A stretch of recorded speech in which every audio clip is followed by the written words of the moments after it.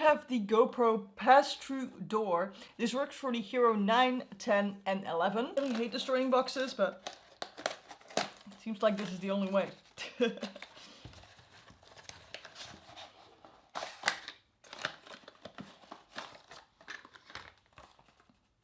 We have a paper with unlimited warranty, a USB to USB-C cable, and this is the door itself. So you can put this in your GoPro and now the cable can actually go through. So this is the cable and it can actually go right through the door. This is the normal door that's on it.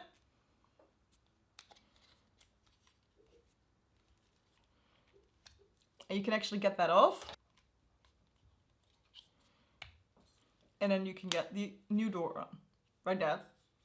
And now you can load it with the door closed. To get it off again, push this down, open it up, wiggle a little bit. Then you have it off. And now you can put the original door back on and close it back off. There we go.